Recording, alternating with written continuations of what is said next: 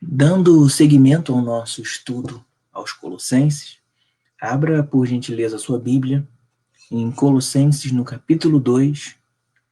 Nós faremos uma leitura do verso 8 ao verso 11 somente. Dando seguimento ao nosso estudo, Colossenses, capítulo 2, do verso 8 ao verso 11.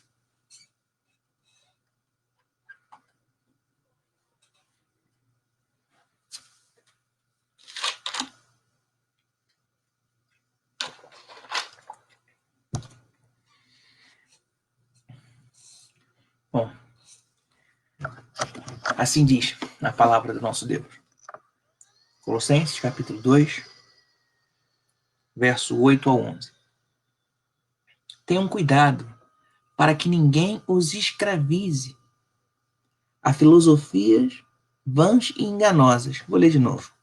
Tenham cuidado para que ninguém os escravize a filosofias vãs e enganosas, que se fundamentam nas tradições humanas e nos princípios elementares deste mundo, e não em Cristo. Pois em Cristo habita corporalmente toda a plenitude da divindade. E por estarem nele, que é o cabeça de todo o poder e autoridade, vocês receberam a plenitude.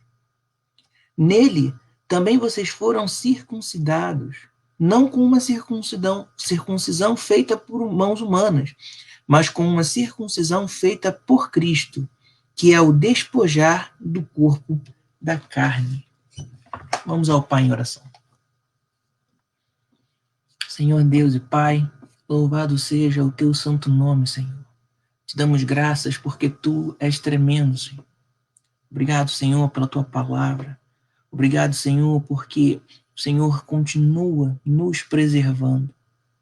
Final de semana, uma semana passou, estamos nos aproximando do final da semana e até aqui o Senhor nos ajudou e foi conosco. Glórias a Deus, Senhor, por isso. Deus Santo, que em nome de Jesus a tua palavra ela possa, Senhor, ser explanada aqui, não de forma humana, mas pelo poder do teu Espírito Santo.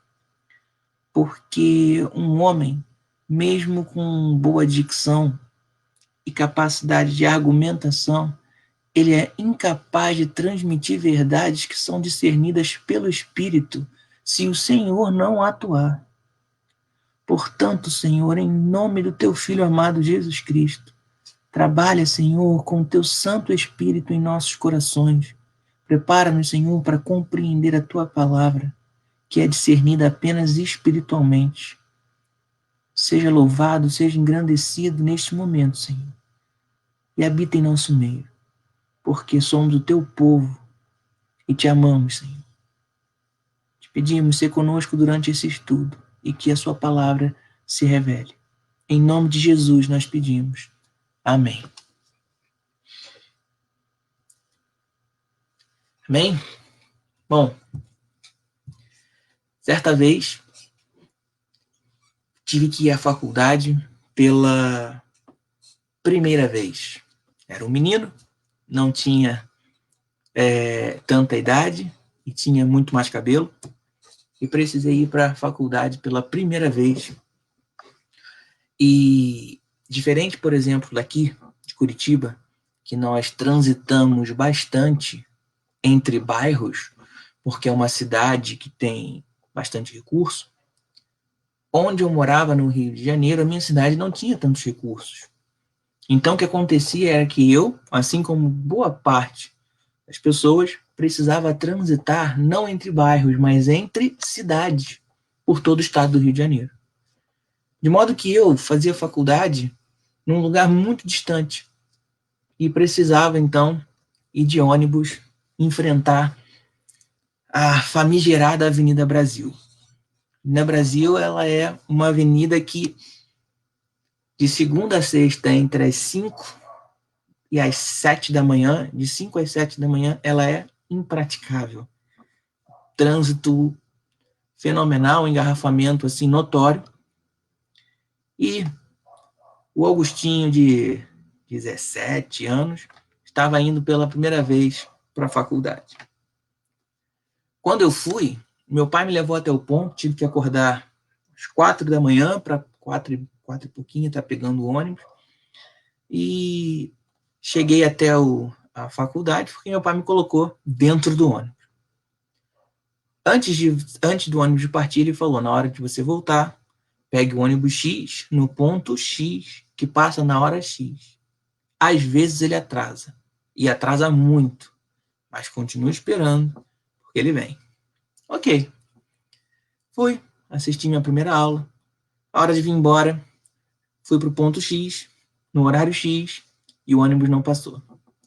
E continuei esperando, e aí já comecei a ficar insatisfeito, lembrando que sempre acompanhado por um calor de 40 graus, e já bastante cansado, cheio de dor de cabeça por causa de tempo esperando no sol. Eu comecei a pensar, será que eu consigo ir de uma outra forma que meu pai não me ensinou? Já sei, passava um ônibus frequentemente que ficava uma cidade depois da minha. Então, teoricamente, para chegar no destino final dele, ele precisava passar pela minha cidade.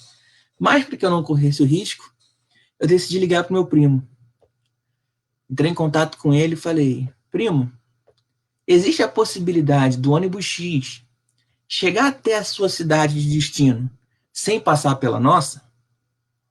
Aí ele me disse, só se for voando. Ainda riu da minha cara lá brincando pelo meu desconhecimento. Ok. Então, quando o ônibus parou, eu subi, paguei minha passagem e estou na minha rota em direção à casa. De repente, meu telefone toca e meu pai, ele me diz, filho, onde você está? Eu falei, tô indo para casa. Aí ele, você pegou o ônibus que eu te falei? Aí eu, não. E ele, por que você não pegou o ônibus que eu te falei? Aí eu disse, porque eu peguei um outro. Ele veio mais rápido e eu vou chegar ao mesmo destino, então não tem problema. E ele falou, que ônibus você pegou? Aí eu disse, peguei o ônibus tal. Aí ele, o ônibus tal não vai te levar até a nossa casa. Eu, claro que vai, pai. Ainda eu fui dar uma de mais esperto. Eu falei, ele só vai chegar até outra cidade sem passar pela nossa se for voando. Aí ele falou assim, não, filho, tem uma outra rota. E esse ônibus vai para uma outra rota que não passa pela nossa cidade. E aí ele começou a ficar nervoso, eu fiquei nervoso, depois meu primo ficou nervoso, e todo mundo naquele estado, porque havíamos cometido um engano. O que eu quero dizer com isso? Que, de fato, existem alguns enganos que podem ser acidentais, mas, de qualquer forma, a gente vai pagar o preço desses enganos. No meu caso, eu fui parar num lugar que eu não conhecia, tive que andar muito até encontrar meu caminho de volta. A bateria do meu celular acabou, meu pai ficou nervoso, foi chorar no trabalho, meu primo ficou rindo da minha cara, ele me colocou nessa situação, ele tá rindo da minha cara, ele tá assistindo, ele ficou rindo da minha cara. A verdade é que ele não tinha o objetivo de me enganar. Mas quando uma instrução ela te leva ao engano, há um problema. Note que o Augusto aqui, ele deveria ter se atentado e se mantido na instrução do seu pai. Mas porque não ouviu, em algum momento, a sua fé esmureceu e ele pensou, talvez ele não saiba do que está falando, ele resolveu seguir para um outro lado. E sendo enredado por um ensino, cometeu um erro e teve que arcar com as consequências.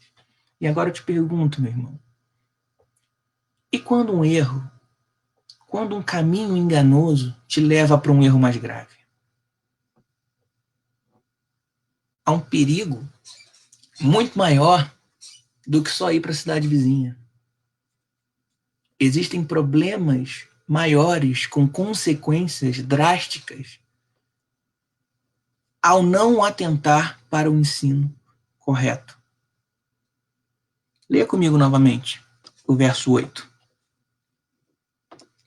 Tenham cuidado para que ninguém os escravize a filosofias vãs e enganosas que se fundamentam nas tradições humanas e nos princípios elementares deste mundo, e não o de Cristo.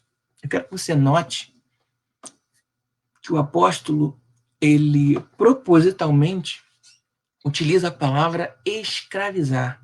Em algumas Bíblias pode estar enredar, mas o sentido é justamente uma atração por força, por imposição, que te retira de um caminho de liberdade. O engano aqui, ele é ressaltado como algo que te afasta de Deus, como algo que te faz errar completamente o caminho. E eu quero que você perceba que determinados ensinos podem trazer consequências terríveis. Paulo, aqui, está muito preocupado com uma coisa que aparentemente em nosso tempo já não é mais valorizada, que é o ensino, a instrução. Caso haja o desmerecimento do ensino, caso haja o não atentar-se ao ensino, consequências severas podem ocorrer, principalmente quando falamos do ensino da graça, principalmente quando o que está em jogo é a nossa alma. Paulo sabe disso e traz uma informação importante com relação ao ensino. Uma prova de que o ensino maldito, o ensino incorreto, ele pode trazer graves consequências foi, por exemplo, o suicídio coletivo em Johnstown, em 1978. Um homem que cria uma seita, que toma parte de algumas coisas do cristianismo, ele leva para um outro lado, enreda, escraviza quase 1.000 pessoas com seu ensino, leva-os para uma região, para um assentamento na República Cooperativa da Guiana, e ali ele cria uma nova religião dentro da religião. Ele dizia que os espirituais estavam com ele, porque ele havia aprendido o evangelho de uma maneira que outros não tinham aprendido. Olha, curioso, te lembra alguma coisa? Se você está conosco há algum tempo, você já deve ter notado que esse é justamente o pano de fundo da carta aos Colossenses. Alguns começam a se enveredar para um caminho dentro do cristianismo que não é o caminho ensinado pelos apóstolos. Não é o primeiro caminho. A preocupação de Paulo é porque estão se enveredando para caminhos perigosos. E caminhos perigosos trazem consequências perigosas. No caso desse pastor chamado... Deixa eu ver o nome do sujeito aqui.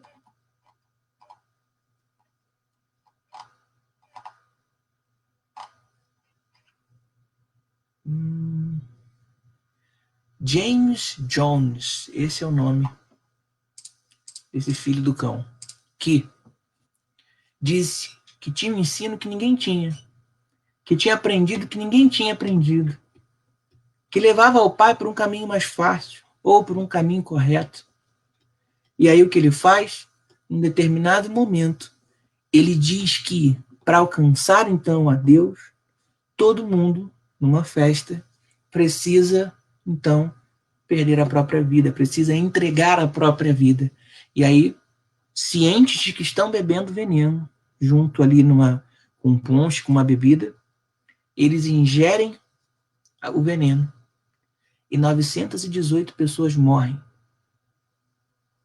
918 pessoas morrem diante de um ensino enganoso. Diferente do meu primo, que foi o engano, que se confundiu a dar uma informação, existem ensinos que são perigosos e que trazem consequências definitivas, terríveis consequências. Uma das fotos dessa região, que eles chamaram de Johnstown, que o próprio pastor deu o seu nome, uma das É terrível, é avassalador a quantidade de corpos estirados numa mesma região, diante de um engodo. E aqui muitas pessoas podem pensar, mas não tem preocupação, esse é um extremo. Mas um extremo nunca começa assim.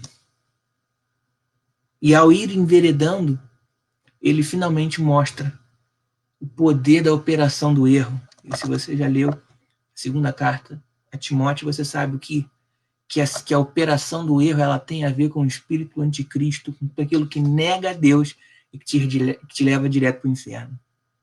Então perceba que dependendo de um erro, as consequências elas são imediatas e eternas. Quando Paulo fala aos Gálatas sobre ensino, perceba o comportamento, a fala dele. Gálatas, capítulo 1, verso 8.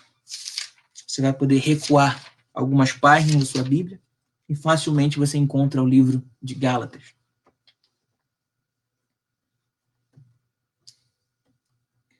Capítulo 1, verso 8, diz assim: Mas ainda que nós, ou um anjo dos céus, pregue um evangelho diferente daquele que pregamos, que seja amaldiçoado. Como já dissemos, agora eu repito, se alguém lhes anuncia um evangelho diferente daquele que já receberam, que seja amaldiçoado. Paulo tem tanta certeza da verdade que ele recebeu, que ele diz, qualquer coisa que venha a partir disso é maldição. Não leva para a sua vida. Se atenha a essa verdade. E caso eu venha mudar um dia, não se desfaça dessa verdade. Mantenha ela no seu coração, porque diferente de mim, essa verdade ela é imutável. Se um anjo do céu, se alguém que diz que é mais esclarecido, trouxer um outro evangelho, uma outra verdade, um outro caminho para a salvação que não é Cristo, rejeite-o. Que esse homem seja amaldiçoado. Paulo chega a dizer que esse homem é maldito por te levar para esse caminho. Afaste-se dessa mentira e aproxime-se da verdade. Só Cristo é a verdade. Ele é o único caminho. Aos Filipenses, Paulo também tem algo para dizer com relação ao ensino. Veja Filipenses capítulo 1, o verso 15 ao 18. Você vai agora avançar algumas páginas para frente.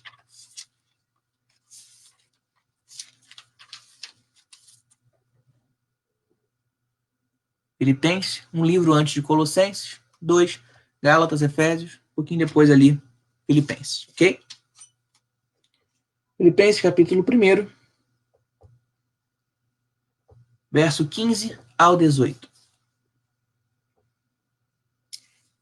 É verdade que alguns pregam Cristo por inveja e rivalidade, mas outros o fazem de boa vontade. Estes o fazem por amor, sabendo que aqui me encontro para a defesa do Evangelho.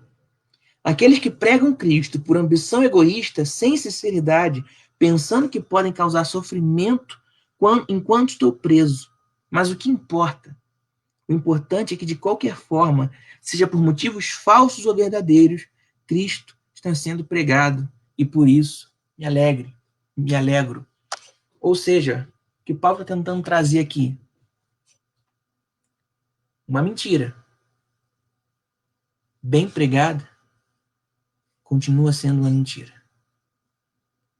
E uma verdade, ainda que pregada com outros motivos, continua sendo uma verdade. E o Evangelho, meus irmãos, é uma verdade imutável. Enveredar-se para qualquer caminho que Cristo não está, é estar um passo mais perto da morte, um passo mais perto do inferno. E nós rejeitamos isso, porque entendemos que Cristo é a resposta para todas as nossas perguntas, ele é a solução de todos os nossos problemas. Então, Paulo aqui, ele diz que o ensino é tão interessante, é tão importante, note isso com relação aos filipenses. Ele diz que o ensino, o evangelho, Cristo sendo pregado, é tão importante que ele ignora o fato de que algumas pessoas estão pregando a Cristo com motivos escusos. Às vezes, alguns pregam a Cristo para poder sobressair, alguns pregam a Cristo com o objetivo de mostrar que são melhores, maiores, não importa. Se Cristo está sendo pregado, amém. Agora, se há maculação no ensino, se houve aí uma adulteração da mensagem, aí a gente rejeita. Entende a gravidade da situação? Porque o que está em risco é vida eterna. É a ausência do Espírito. Alguém disse certa vez que o inferno ele não é tão terrível porque lá tem fogo e enxofre. O inferno é terrível porque lá existe a ausência da misericórdia de Deus. Ali é o lugar onde há certeza de que não serão mais ouvidos os lamentos, os choros. Terrível situação é do homem que não está em Deus, pois aproxima-se cada vez mais de nunca mais ser ouvido pelo próprio Deus. Caminhando com o nosso texto, Colossenses capítulo 2, verso 8, o texto diz: tenham cuidado para que ninguém os escravize a filosofias vãs e enganosas, que se fundamentam nas tradições humanas e nos princípios elementares deste mundo e não no de Cristo. E aqui eu quero que você pense em algumas questões. Porque ele diz ensinos enganosos, ensinos vãos, ensinos tolos, né? Ensinos ali inúteis. E aí a gente tem uma preocupação com que devemos lidar com determinados assuntos. Porque existem ensinos que são inúteis, não traz nada. E existem ensinos que são de fato enganosos e têm o objetivo de enganar, né? Por exemplo, você nota com facilidade que existem pessoas que dizem que com certeza Deus não existe. Alguns dão um passo de dizer que Deus está morto. Outros dizem que Cristo ele é fruto de uma realidade de pobreza e extrema pressão de um Estado sobre as pessoas, como lhe dizem os estudiosos no campo da historiografia. Mas, de fato, Cristo, ele existe. A briga é se ele é quem ele disse que era. E aí você vê que essas pessoas que criticam a Bíblia, que não creem em Deus, acreditam em signo. É curioso pensar nisso. A pessoa diz, não, eu sou completamente centrado. Eu acredito na ciência, eu acredito, tenho fé nas certezas palpáveis. Mas eu sou de Libra, né? Então, já me perdeu aí. Como é que você tem fé numa coisa que está além daquilo que pode ser comprovado?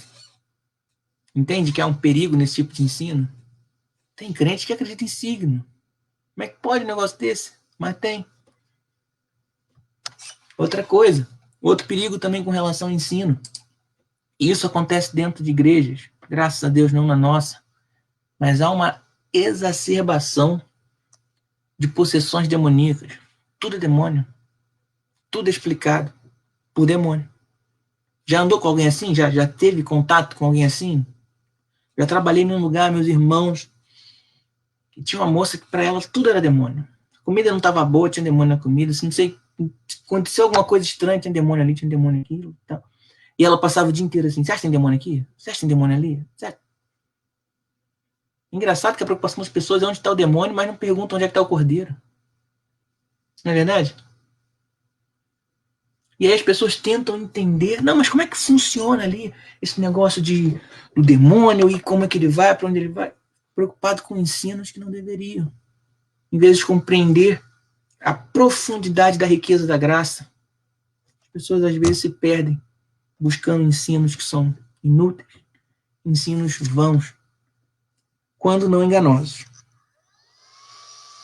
Mas o texto ele prossegue, dizendo que essas pessoas elas acabam dando ouvidos a filosofias enganosas que se fundamentam em tradições humanas, ou seja, colocam aquilo que o homem fala acima daquilo que Deus diz em sua palavra, e acabam ali se posicionando nos princípios elementares deste mundo, ou seja, o cara olha para o astro, ele percebe então a grandeza de um outro planeta, e ele entende então que de alguma forma aquilo ali tem poder para influenciá-lo na sua vida. E o texto diz que há um problema quando as pessoas fazem isso em detrimento de Cristo. Não deveriam nem fazer juntamente com Cristo, que era esse o problema dos colossenses. Eles queriam anelar a fé a paganismo, criando ali uma sopa religiosa pagã que não leva ninguém para o céu, que não traz benefício nenhum. E aí Paulo diz que essas pessoas que buscam tudo isso, que não Cristo, não encontrarão resultado em suas crenças. E aí o verso 9 ele prossegue, dizendo, porque Cristo habita corporalmente toda a plenitude da divindade. Ora, se Cristo habita corporalmente toda a plenitude da divindade, Paulo aqui está querendo dizer o quê? Todas as respostas se encontram em Cristo Jesus. Não há necessidade de buscar certezas que não estejam em Cristo Jesus. Não há escassez em Cristo. Não há nada que falte em Cristo que nos deveria fazer buscar em outro lugar. E se você está conosco nos nossos estudos da carta aos Colossenses, você sabe que Paulo está se repetindo aqui. Porque no verso 9 ele fala que Cristo habita corporalmente da plenitude da divindade, mas ele também fala isso no capítulo 1, no verso 19, quando ele diz, foi do agrado de Deus que nele, em Cristo, habitasse toda a plenitude. E você sabe que um judeu, quando repete, é porque é importante. Eles não têm, como nós, por exemplo, o ponto de exclamação ou a caixa alta do teclado, para deixar claro que aquilo ali é importante. Mas para eles, quando algo é importante, eles repetem. Principalmente porque naquele período, não só naquele período, mas a própria, como posso dizer, o desenvolvimento do povo hebreu, ele veio através da transmissão do conhecimento de maneira oral. Então, tudo aquilo que era importante, que não podia ser esquecido, eles repetiam. É num segundo momento que começa a haver, então, a utilização da escrita para registrar as informações e a própria palavra de Deus. Mas durante um pequeno o princípio daquele povo, do desenvolvimento enquanto sociedade, a transmissão do conhecimento era de maneira oral, porque e por isso eles entendiam que era necessário que houvesse repetição. E aqui Paulo está repetindo que em Cristo há plenitude da divindade. Ou seja, mais uma vez, Paulo está dizendo que em Cristo há a soma de todos os atributos divinos, de maneira que não é necessário procurar em outro lugar um corpo celeste, um anjo, como criam os colossenses, qualquer outra coisa não habita plenitude da divindade, mas Cristo, como diz Hebreus, ele é a expressão exata do ser de Deus Pai. De modo, então, que caso queiramos conhecer a Deus, nós olhamos para o Filho, nós olhamos para Cristo. E assim podemos conhecê-lo. E assim podemos fazer a vontade do Pai, porque ele se revelou no Filho. E não se revelou de uma maneira escassa ou de uma maneira incompleta, mas em Cristo ele revelou completamente quem ele era. Por isso que ventos e tempestades se acalmavam.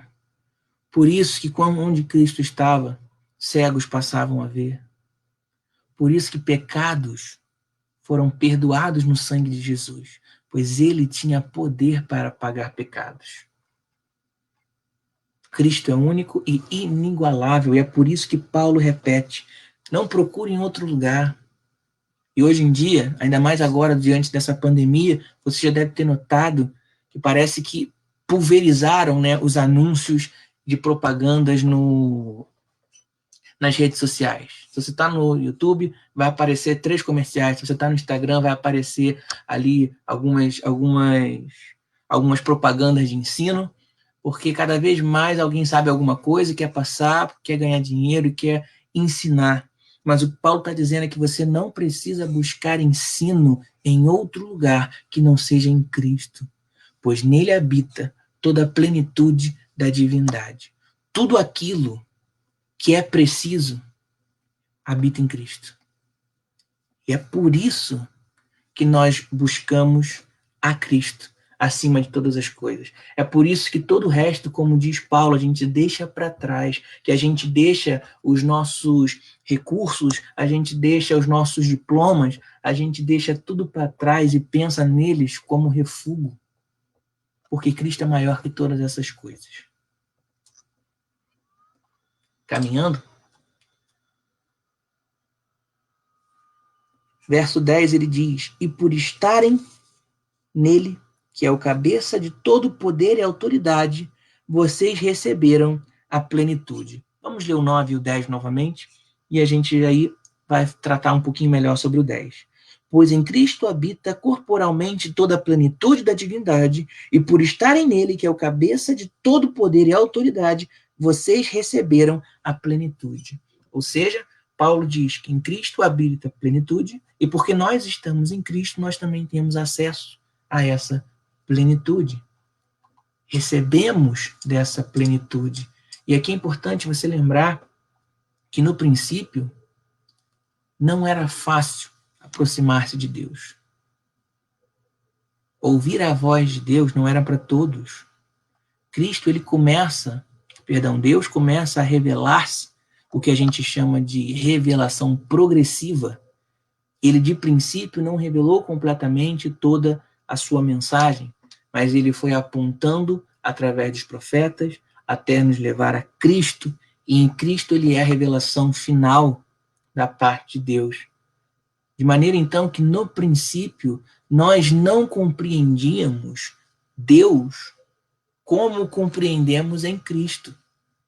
E quando você olha para a formação do povo judeu, principalmente no deserto, quando Moisés ele é levantado como o guia daquele povo, ele zela como profeta, sacerdote daquele povo, seu irmão Arão se torna o sacerdote daquele povo, havia todo um cuidado para entrar no Santo dos Santos.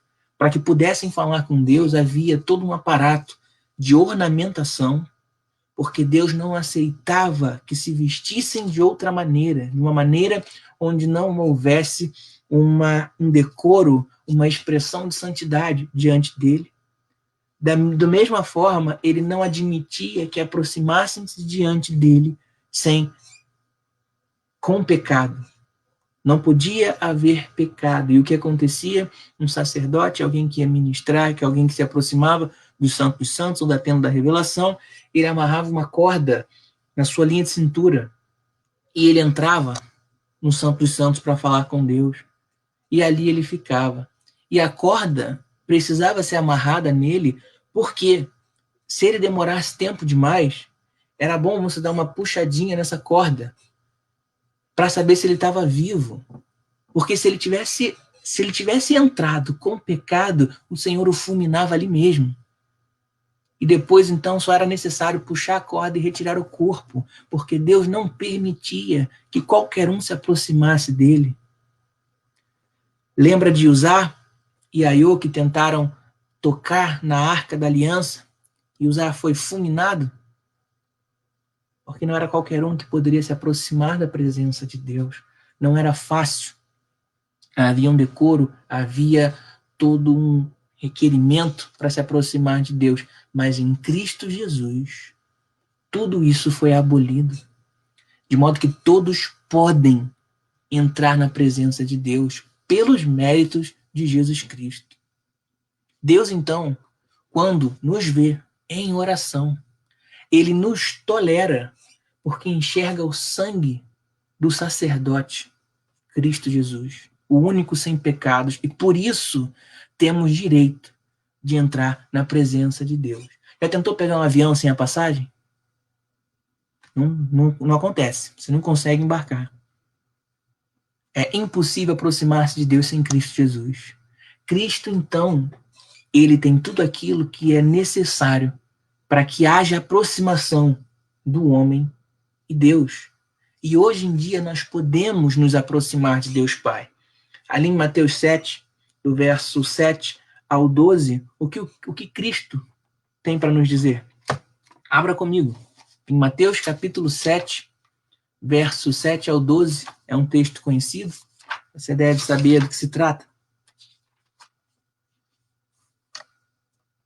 Mateus capítulo 7, verso 7 ao 12.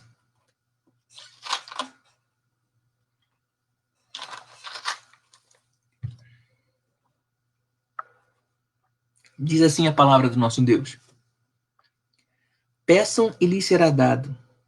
Busquem e encontrarão. Batam e a porta lhes será aberta. Pois todo que pede, recebe.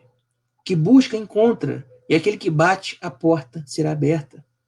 Qual de vocês, se seu filho pedir pão, lhe dará uma pedra? Ou se pedir peixe, lhe dará uma cobra? Se vocês, apesar de serem maus, sabem dar boas coisas aos seus filhos, quanto mais o Pai de vocês que está nos céus dará coisas boas aos que lhe pedirem. Assim, em tudo, façam aos outros o que vocês querem que lhes façam, pois esta é a lei e os profetas.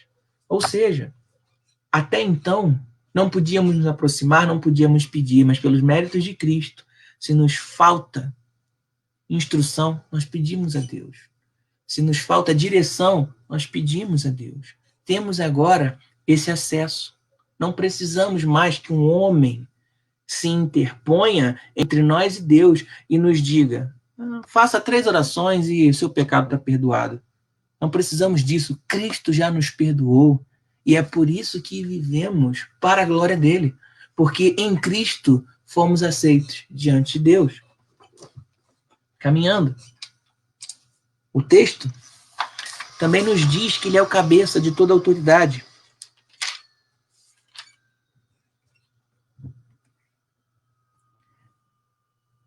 O verso 10. E por estarem nele, que é o cabeça de todo poder e autoridade, vocês receberam a plenitude. E aqui é fácil de pegar o que Paulo está tentando dizer. Ali, dependendo da sua versão, em vez de poder e autoridade, pode estar, ele é o cabeça de todo principado e potestade. É uma clara referência ali a essa adoração aos anjos, a adoração a seres que eles julgavam que poderiam ser maiores. Então, Paulo aqui diz que Cristo é maior do que tudo e que todas essas coisas não têm poder que não esteja sujeito à sua autoridade. Isso ele deixa bem claro. Mas aqui eu gostaria que você pensasse, pegasse esse texto, extrapolasse ele para outras questões, porque talvez você pense, é fácil, nós que somos cristãos, nós sabemos que nós devemos adorar a Deus. Ora, é fácil, nós que somos crentes, só adoramos ao Senhor Jesus, nós não oramos em nome de ninguém, nós não pedimos em nome de ninguém, então esse é um ensino que está no papo, pode seguir, a gente já conhece isso aí. Mas perceba que quando Paulo ele fala com relação a Cristo, de que ele é realmente cabeça de toda a autoridade, é porque às vezes não é só os colossenses que colocam outros nomes numa escala de poder, como se tivesse ali, como dizia um pastor ali, o querubinato, né? Existe Deus Pai, existe Deus Espírito Santo, Deus Filho, existem os pecadores e existe ali a posição do querubinato, que é o camarada que é tão crente que nem mais pecador o camarada é. Ele já é ali quase um anjo, quase um santo. Não é assim que funciona, somos santos somente em Cristo Jesus, mas às vezes nos comportamos como se isso fosse verdade. Quantas vezes você já ouviu vamos ali falar com aquela irmã, porque aquela irmã tem oração forte. Vamos ali falar com aquele homem, porque aquele homem ali que é o negócio. Deus escuta ele. Já viu isso? Você deve ter notado onde eu fui criado. Havia um profeta em cada esquina. É impressionante. Sempre tem uma irmã de oração. Sempre tem uma pessoa que revela o seu número de CPF, que revela o seu RG. Não revela a Mega Sena, mas essas coisas ele revela. Não que crente possa jogar na Mega Sena, meu irmão. Paga isso da tua vida e se liberta. Não é isso. Mas perceba que às vezes nós imputamos autoridades que não deveriam haver além de Cristo Jesus. E aqui eu não me refiro às autoridades instituídas por Deus. É claro que Deus, em sua infinita sabedoria e misericórdia, instituiu pastores e líderes. Devemos estar debaixo da autoridade desses homens, se esses homens são debaixo da autoridade de Deus. Todavia, precisamos tomar cuidado com o posicionamento que tomamos com relação a alguns irmãos ou algumas pessoas. Por exemplo, em minha cidade tinha uma senhorinha que era a senhora da oração, da revelação, dizia, fazia o que acontecia, estava ali bem pertinho do Espírito Santo, já vinha ela, de tanto contato que ela tinha ali com Deus.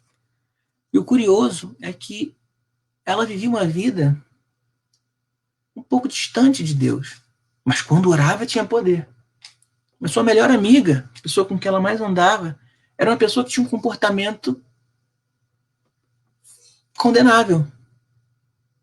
E aí eu me pergunto, por que uma pessoa que aparentemente tem uma autoridade espiritual que se destaca por isso, porque quando ela ora, o demônio corre, comportava-se e andava como uma pessoa de comportamento condenável? E alguém poderia pensar, ora, ela poderia, como Cristo, que andava com pecadores, estivesse tentando ganhar a alma daquelas pessoas. De fato, é uma boa linha de pensamento. É algo que poderíamos considerar se a moça mudasse e não a senhora. O que acontecia é que a senhorinha, quando andava com essa moça, ela cada vez mais se parecia com a moça e não o contrário. Perceba o perigo desse comportamento. Ouvi sobre um certo missionário que precisou pregar a uma nação indígena e foi levar o evangelho, e dentro ali da sua proposta, ele também queria levar médicos para que houvessem ali cuidados, toda uma noção de higienização, de saneamento para essas pessoas, que não tivessem acesso também a remédios, medicamentos, esse tipo de coisa. Então, foi esse homem, esse missionário, e um médico que não era cristão. E aparentemente ficaram um certo tempo naquela região. Quando o médico voltou, ele disse o seguinte: se eu ficasse mais um dia com aquele homem, eu seria obrigado a me converter ao evangelho. Mas o curioso é que ele nunca me fez um apelo formal. Eu teria sido obrigado a me converter ao evangelho por tamanho amor que aquele homem tinha pelo seu Cristo. Seu comportamento era tão destacável, era tão específico, era tão entregue ao seu Deus, que eu me sentia compelido a responder um chamado que não foi feito para mim. Olha que precioso testemunho de um homem que entendeu que havia alguém que tinha um comportamento tão correto diante de Deus que ele se sentia impelido a responder pelo evangelho que até então não tinha sido chamado. Curioso? Guarda isso no seu coração. Às vezes conferimos autoridade para quem não deve ter autoridade. E Cristo é o único que tem toda a autoridade. E aqui no texto, Paulo ele nos traz justamente para esse ensino, dizendo que se estamos em Cristo, então temos acesso àquilo que Cristo conquistou para nós. Não há necessidade de subterfúgios, não há necessidade de outros mediadores, porque Cristo é o único mediador entre nós e o Pai. Já no fim da nossa mensagem, verso 11, nele também vocês foram circuncidados, não com uma circuncisão feita por mãos humanas, mas com a circuncisão feita por Cristo, que é o despojar de toda a carne. Nós sabemos, meus irmãos, que o ritual de circuncisão para os judeus era um ritual de afastamento daquilo que era impuro.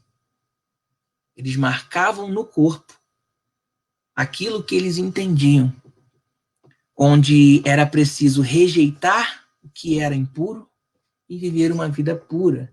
E é por isso que muitos acabam tendo um problema acreditando que era só a circuncisão que havia salvação. E é por conta disso que Paulo tem que circuncidar Timóteo para que ele possa pregar numa determinada região, mas depois ele vai abolir tudo isso, explicando que isso era só uma forma de apontar para o Cristo, que não precisa de mais de nenhum subterfúgio, porque a circuncisão verdadeira não foi feita no corpo, mas nos nossos corações.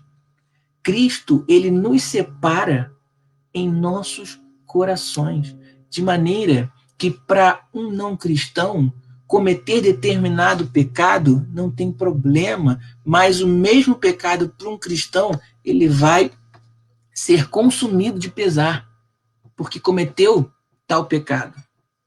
Pequeno, grande, não importa. A grande questão é que tudo aquilo que nos afasta de Deus nos fere a alma, nos traz tristeza. É fato que Cristo Jesus nos comprou com seu precioso sangue, de maneira então que fomos separados. Perceba que Paulo está trazendo tudo isso ainda pensando na questão do ensino. Ele faz aqui uma digressão, explicando então que o ensino é importante para que você possa compreender as coisas pelo que elas são. Porque em Cristo habita tudo, de maneira que eu não preciso de mais nada fora Cristo. Porque Cristo também nos dá tudo, de maneira que eu não tenho que buscar outras informações. Porque Cristo nos separou. De modo que há carinho especial comprovado no Calvário, que o seu amor por mim o levou ao martírio. Mais importante que isso, o seu amor por mim o levou à separação entre ele e Deus Pai. É por esse sangue que eu e você fomos comprados. É por isso que temos em Cristo recompensa, é que temos acesso à plenitude. É por isso que em Cristo temos acesso a Deus Pai. E nada nos falta. Verso 11. Nele também vocês foram circuncidados, não com uma circuncisão feita por mãos humanas, mas com a circuncisão feita por Cristo, que é o despojar do corpo da carne. Certamente, caminhamos para um tempo onde haverá o despojar completo, a rejeição completa da carne. Seremos transformados em espírito, teremos nossos corpos glorificados para nos aproximarmos de Deus Pai para todo sempre. Mas não perca de vista, para isso não podemos ser enveredados por falsos ensinos. Não pegue o ônibus errado, meu irmão. Você não vai parar na Jerusalém Celestial. Você vai parar em outro lugar. Fique atento. Mantenha-se à palavra de Deus. Para concluirmos, vamos ler um último texto.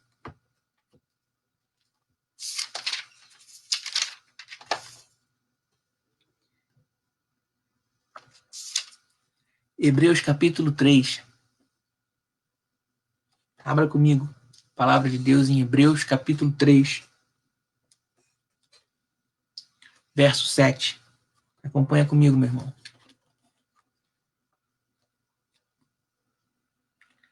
Assim como diz o Espírito Santo, hoje, se vocês ouvirem a sua voz, não endureçam o coração como na rebelião durante o tempo da provação no deserto, onde os seus antepassados me tentaram, pondo-me à prova, apesar de durante 40 anos terem visto o que eu fiz.